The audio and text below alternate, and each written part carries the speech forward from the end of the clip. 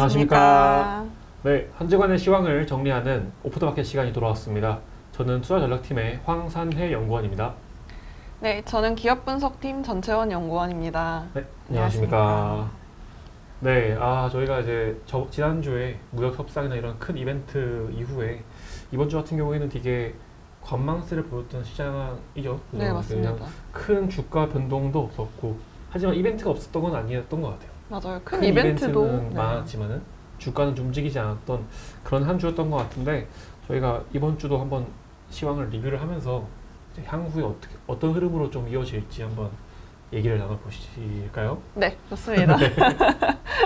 네, 그래서 지난주 목요일 이제 그 15일 장을 보면은 그 전에 이제 트럼프 대통령이 그 사우디나 이런 중동 탐방이 아니라 순방을 이제 하던 일정을 이어서 이날에 카타르도 방문을 하고, 또 이제 이날에는 또 대규모 트럼프 입법 그 패키지 반발도 있었던 날이잖아요.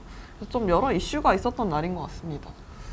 그렇죠. 네, 지금 뭐 이날이 이제 트럼프의 중동 이제 순방이 마무리에 들어가는 모습을 보였는데, 지금 또 최근에 이제 좀 주식시장도 그렇고 전반적인 화두가 지금 미국 하원에서 표결을 앞두고 있는 지금 대규모 감세 패키지의 법안에 좀 집중이 돼 있는 것 같아요.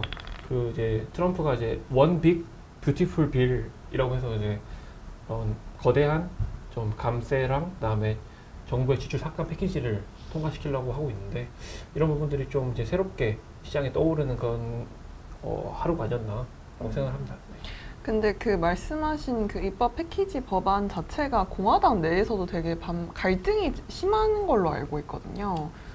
네, 그렇죠. 이게 사실 그러니까 트럼프 자체가 정통 공화당 인사가 아니잖아요. 그렇죠. 그러니까 정치인 출신도 아니기도 하고, 그렇기 때문에 좀 더 과감한 그런 정책을 시도를 하는데, 근데 이제 이번 패키지 같은 경우에는 일단 패키지 내에 너무나 많은 법안들이 들어가 있어요. 가장 대표적으로는 이제 감세 정책들이 가장 좀 대표적이긴 한데, 예를 들면은 기존에 뭐 법인세나 소득세의 감세를 지속하게 이제 이어온다던가, 아니면은 뭐 표준공제 같은 부분들을 좀 상향 조정하면서 공제 범위를 넓혀준다던가, 그런 부분들이 포함이 돼 있거든요. 그런 부분들도 포함되어 있는 반대로 이제 그 SALT라고 이제 지방 세금 같은 경우에는 이제 공제 기준을, 원래는 이제 공제 기준이 $10,000였는데 그걸 이제 원래는 폐지를 하게 됐어요. 그러니까 공제 상한을 폐지하다는 소리는 더 공제를 많이 받을 수 있다는 거잖아요. 그쵸. 폐지를 하게 했었는데 다시 또 제한을 거는 부분이 있었고, 한마디로 더 정부 지출을 삭감을 하는 그런 정책들이고, 그 외에도 뭐 IRA 폐지 같은 부분들도 국내에서 많이 이슈가 되고 있고요. 또 이제 메디케이드 같은 부분도 축소를 시키면서 재정적인 그 감세는 재정을 소모하는 부분이고, 반면에 재정 지출을 줄이는 부분들도 같이 들어가 있는 거죠. 약간 양극단의 그 그쵸, 법안들이 같이 들어가 있는 그런 건가요? 부분들을 하나에 묶어서 이제 통과시키다 보니까 각각 세부적인 부분에 있어서 공화당 내에 반발이 생기는 것 같아요. 네.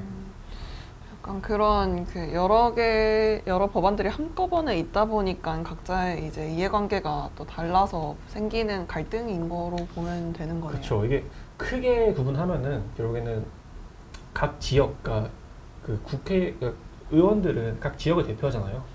각 지역의 이해관계를 대변하기 위한 움직임도 있고, 또 이제 정통 그 재정 보수파들은 이러한 재정 지출 삭감을 더 요구를 하고 있어요. 그래서 그런 부분들을 좀 크게 나눠서 이제 공화당 내 반대가 이루어지고 있거든요. 뭐 IRA 같은 경우에는 공화당 내에 그러한 친환경 인프라 혜택을 받는 지역들이 있거든요. 그런 지역의 의원들이 반대를 하고 있기도 하고, 또 뭐 지방세 공제 상한 같은 경우에도 해당 지역에 피해가는 그런 의원들은 그런 내용들을 반대를 하고 있기도 하고요. 또 반면에 이제 공화당 내에서 이제 이 정책이 공화당이 주장하는 그 자유 경제와 재정 건전성에 부합하는가에 대한 의문이 될 수 있잖아요. 그렇죠. 왜냐하면은 지금 감세안을 연장하는 것 자체가 재정에 큰 부담이니까, 그런 부분들이 있어서 좀 이렇게 반대를 나서는 거죠. 더 큰 지출 삭감이 필요하다, 이걸 하기 위해서는. 그래서 그런 부분들이 반대의 주 골자인 것 같습니다. 네. 그렇군요. 이 법안 관련된 얘기는 방송에서 좀 처음 하는 얘기인 것 같은데, 또 흥미로운 것 같습니다. 그렇죠. 근데 우리가 이제 왜 이걸 봐야 되는지를 모르실 거예요. 그러니까 이거랑 내 주식이랑 무슨 상관인데 볼 수 있거든요. 근데 크게 간단하게 설명드리면 크게 두 가지인 것 같아요. 결국에는 이런 정책적 불확실성이 이어진다면은 그러니까 지금 이슈가 되고 있는 거는 이제 하원에서 통과를 하냐 마냐 공화당 내 반대가 심해지면은 이제 표결에 반대가 나올 수 있잖아요. 그렇다고 네네. 트럼프가 이걸 포기하지 않을 거니까 이런 정책적인 딜레이가 발생을 할 수 있잖아요. 이런 불확실성 그 자체가 주식시장에 압박을 줄 수 있어요. 예를 들면은 뭐 기업 단에서는 투자를 더 유보할 수도 있겠죠. 이런 판단이 나오기 전까지 그럴 수도 있고, 그다음에 이러한 재정적인 이런 정책적인 지연과 딜레이는 신용적 측면에서 되게 안 좋아요. 그러니까 예를 들면은 뭐 좀 예민한 얘기일 수도 있겠지만은 국내에서 계엄령이 발생했었을 때도 네네. 신용등급 하향이 안 나왔던 이유는 신평사들이 너희들이 정책적 딜레이가 발생하지 않았기 때문에 안 했던 거거든요.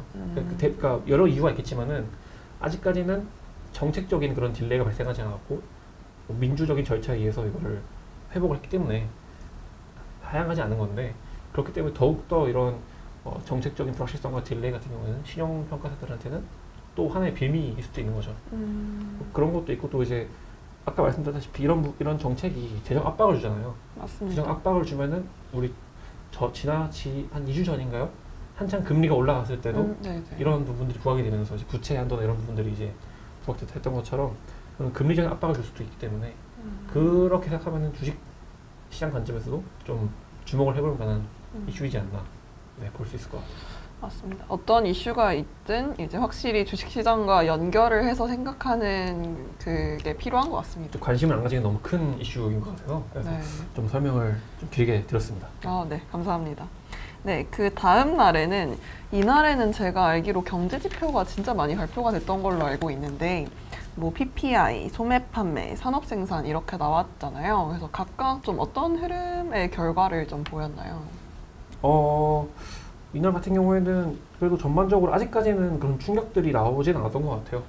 그러니까 우리가 흔히 우려하는 소매 판매 급락이라든가 뭐 생산 같은 경우에도 좀 견조한 모습을 보였던 것 같은데 증가를 했죠. 네, 전년 동기 대비로는. 그래서 아직까지는 이제 큰 하드데이터 충격은 나오지 않았던 그런 모습을 보이면서 뭐 이날 증시 같은 경우에도 좀 랠리를 이어가진 않았으나 좀 숨고르기가 나왔던 그 모습이 보였던 것 같은데, 이날 같은 경우에는 그것보다는 이제 파월 의장의 발언이 좀 주요했던 것 같아요. 파월 의장이 이제 공급발 인플레이션에 대한 우려를 좀 강조를 하면서 좀 증시 같은 경우에는 살짝 좀 부담을 느끼는 모습이 나왔던 것 같습니다. 네, 맞습니다. 그래서 말씀하신 부분의 파월 의장 발언 내용을 좀 보면은 이제 공급 충격 우려를 좀 표하면서 이중 책무에 대한 새로운 전략적 접근 방식의 검토가 필요하다고 언급을 해주셨잖아요.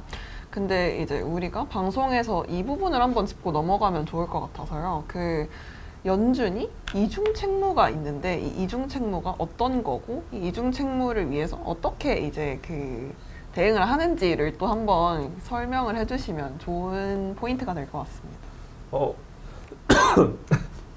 그 이중 책무를 가지고 있는 모든 중앙은행들이 이중 책무를 가지고 있지는 않아요. 일단 기본적으로 물가 안정이 가장 큰 목표고요. 그러니까 일부 국가들에 한해서 특히 미국 같은 경우에는 이제 1998년도였나 관련 법안이 제정되면서 이제 그러니까 완전 고용과 물가 안정 두 가지 책무가 이제 부과가 됐거든요.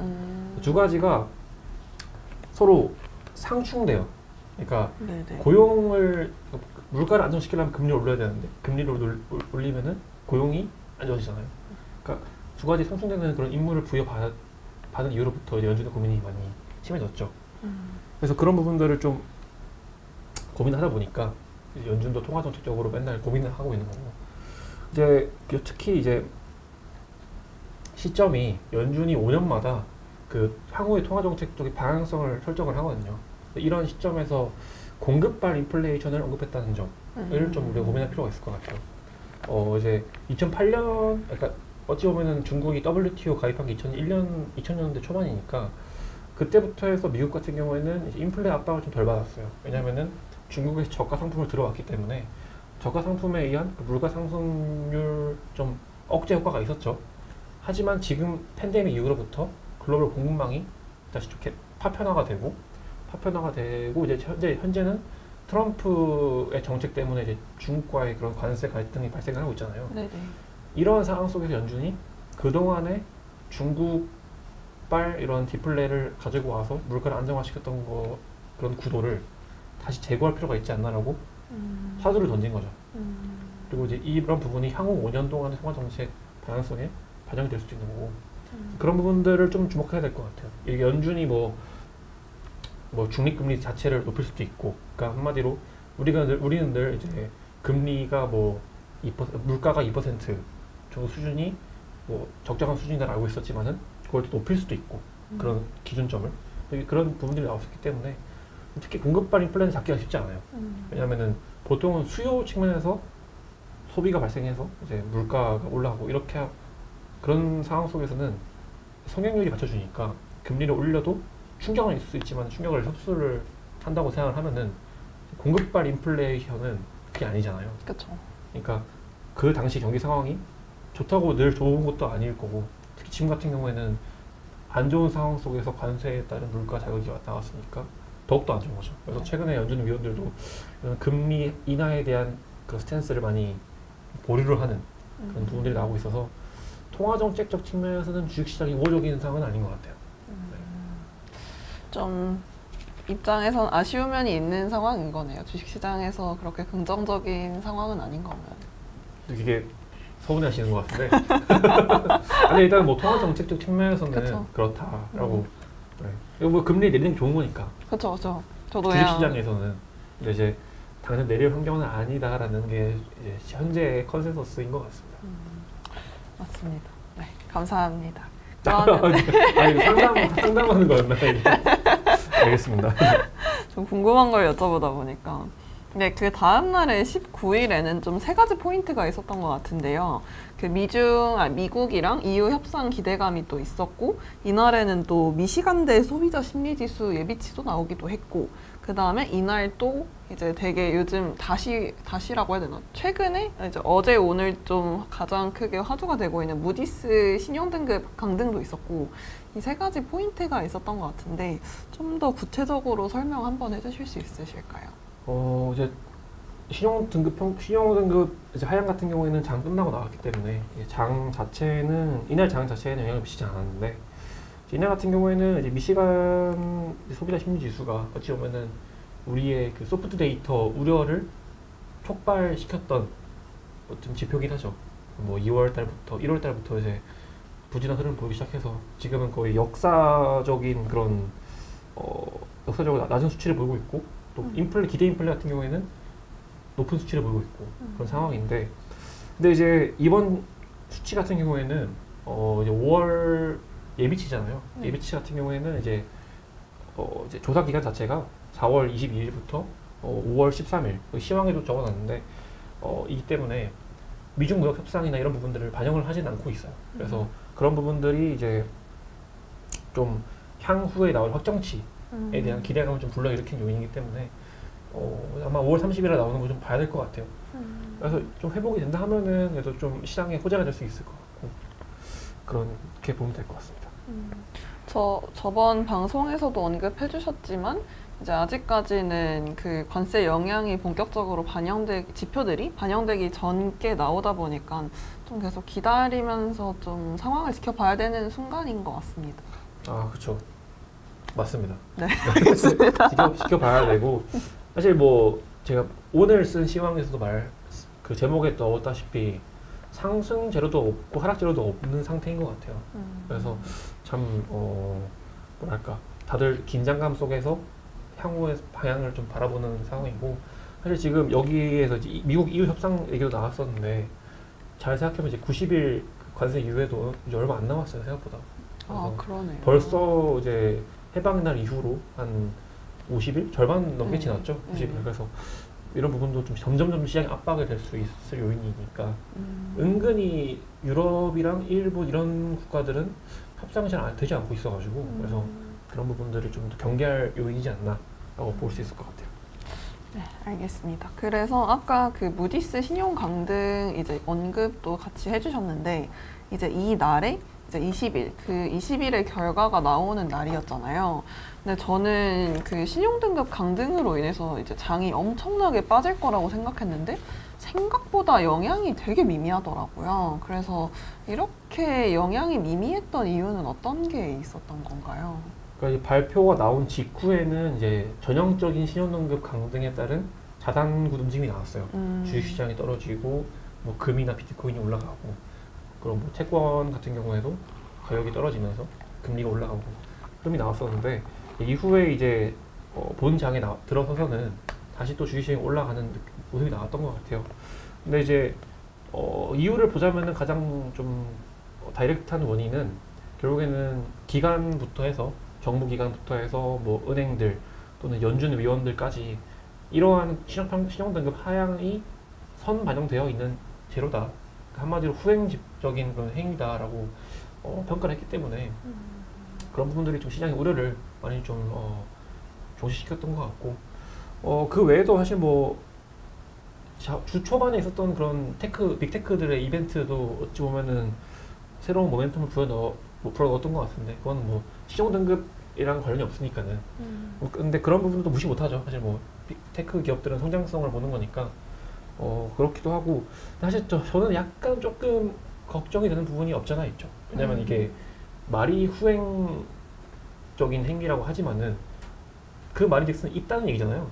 존재한다는 얘기잖아요. 그러니까 없는 걱정을 하는 게 아니라 이미 하고 있는 걱정들이 사라지진 않았다는 뜻이기도 하니까. 그리고 이제 제가 여기 시방에 적어놨었는데 그 이제 다들 유명한 그루 중에 한 명이죠. 레이 달리오도 이제 그러니까 대부분의 시장은 낙관적은 아니지만은 그런 우려를 좀 일축시키는 모습을 보였는데 일부 이제 그루들은 걱정을 하긴 했거든요.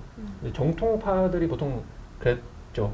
그래서 레이 달리오 같은 경우에는 이제 크게 두 가지 정도를 강조했는데 이제 신용 등급 같은 경우에는 이제 우리가 보이는 표면적인 그러한 부채나 그런 재정적인 리스크만 평가하기 때문에 더 큰 리스크가 있을 수 있다라고 하는 게 하나의 이유고, 두 번째는 부채 상환을 하기 위해서 화폐 발행을 하게 되면은 화폐 가치가 떨어지니까 반대로 부채의 그런 상대적인 스케일도 커질 수 있다라는 부분들 두 가지를 짚어준 거예요. 그런 부분들도 좀 간과할 수 없는 요인이니까 그쵸. 그러니까 우려는 좀 많이 들었으나 여러 기관들이나 이런 인사들의 말로 걱정거리가 사라진 건 아니다 정도로 볼 수 있을 것 같습니다. 왜냐면은 또 봐야 되는 게 지금 S&P가 6,000포인트예요 벌써. 맞습니다. 그거를 중요시 생각해야 될 것 같아요. 네. 이런 상황 속에서 주가가 너무 올라갔어요. 네. 그걸 좀 같이 종합적으로 봐야 되지 않나. 네. 그러면은 주가 올라간 것도 봐야 되고 이제 신용등급 떨어진 게 후행적으로 이제 여파가 또 있을 수 있다는 걸 또 생각. 후행적 여파가 아니라, 그러니까 이미 알고 있던 문제를 이제 반영한 거다. 후행적인 행동이다. 라고 이제 얘기를 하는 거죠. 우리가 너 이거 몰랐어? 이렇게 하는 거죠. 트럼프 행정부도 이럴 줄 몰랐냐? 이거 바이든이 한 거잖아. 이렇게 나온 거고, 뭐 그렇죠.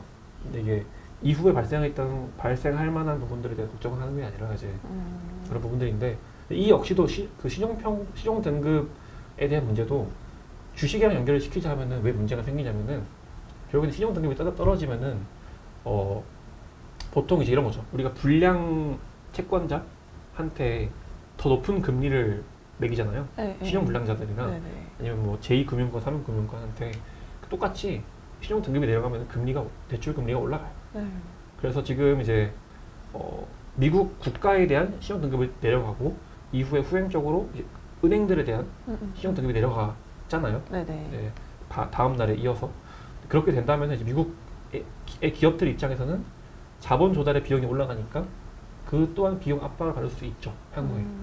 그런 부분들이. 그래서 이날 같은 경우에는 보스틱 이제 연준 총재가 얘기를 한 게 신용등급 하락 영향을 파악하기 전까지 좀 시간이 걸린다. 그런 부분들을 말씀을 하신 게 이제 그런 부분들이에요. 신용등급이 하락을 했어. 근데 여기에 대한 여파는 언제 나올 것이냐? 3개월, 6개월 뒤에 나올 것이다. 라고 이제 얘기를 한 거죠. 그러면은 이제 신용등급 강등으로 인해서 조달 비용이 늘어나게 되면 또 물가 압박도 생길 수 있는 거겠네요. 그러니까 비용이니까는 물가랑은 크게 관련이 없죠. 그냥 기업들 마진 압박이 있는 거죠.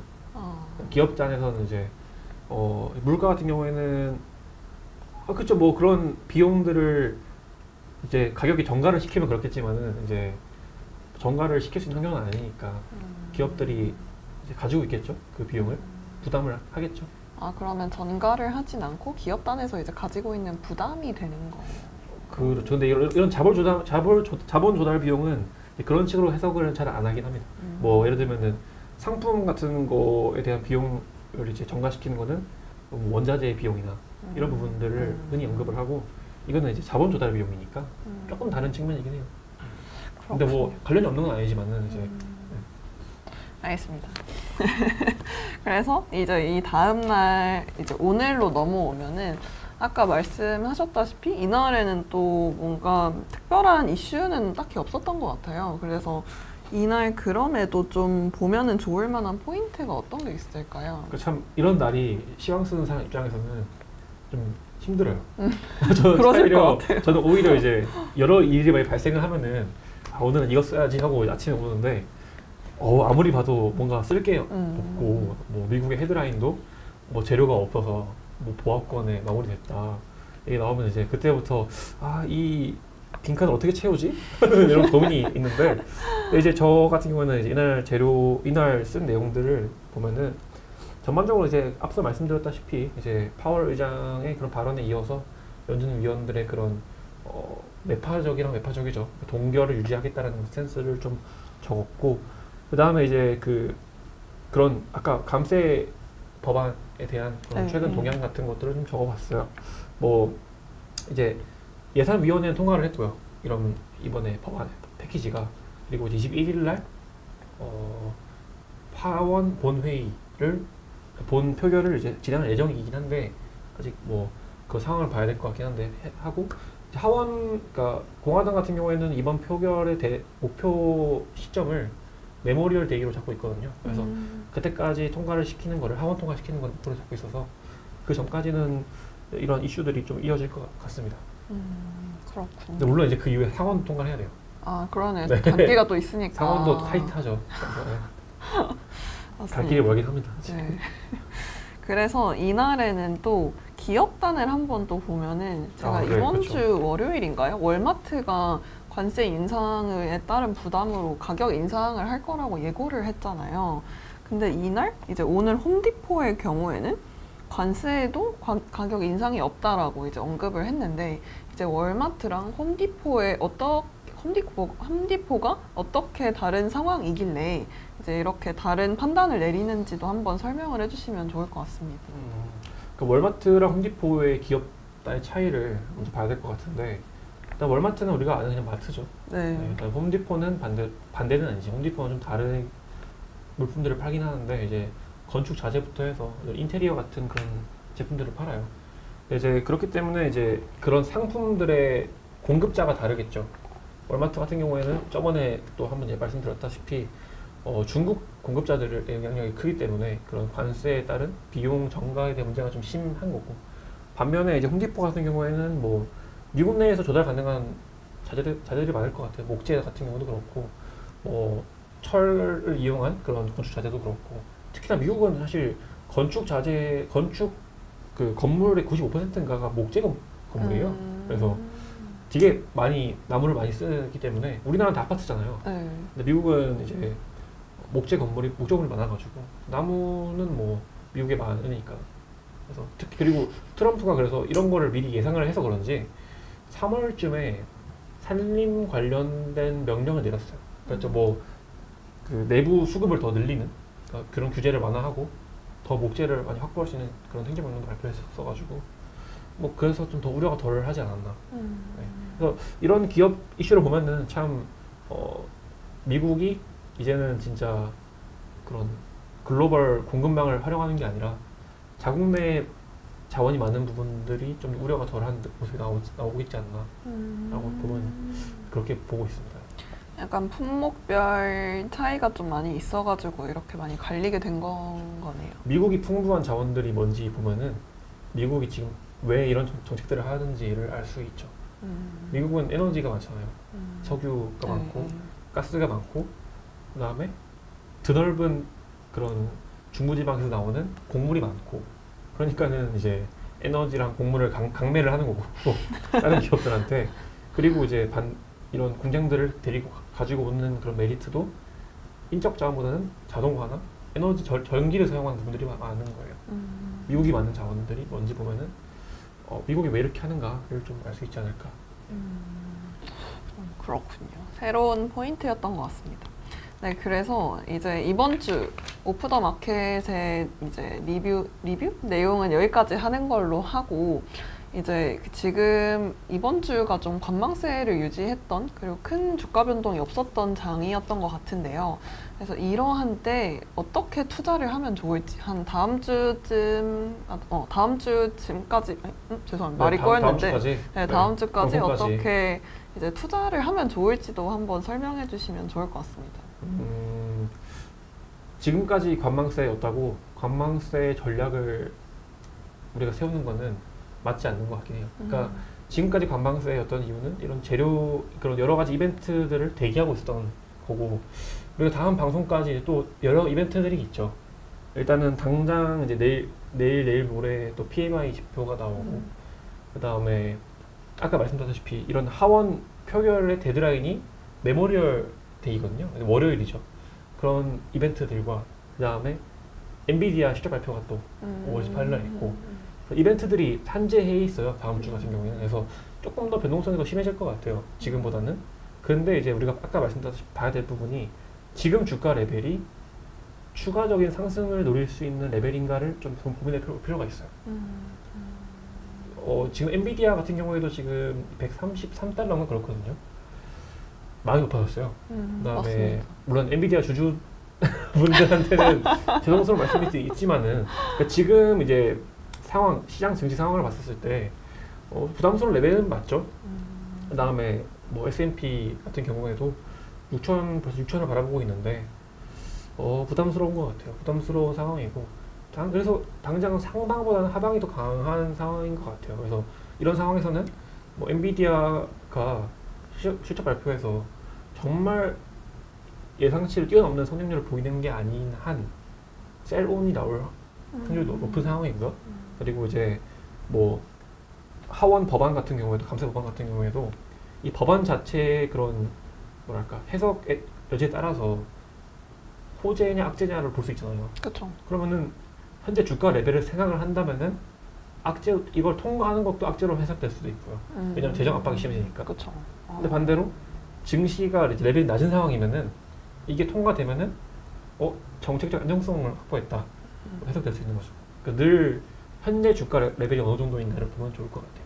과연 우리가 전 고점이 있었던 작년 말 그때랑 비교해 봤을 때 관세는 어느 수준인지 금리는 어느 레벨인지 정책적 불확실성은 얼마나 높아졌는지 기업 실적은 어떻게 바뀌었는지를 참고한다면은 알 수 있겠죠.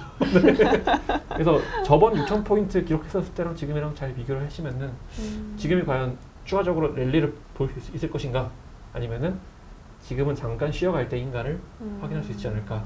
네. 역시 주식시장은 또 흥미롭고 어렵고 다양하고 한 것 같습니다. 최대한 낙관적으로 비관적 말씀드렸습니다. 최대한 네, 맞습니다. 쉽지 않은 상황이죠. 네.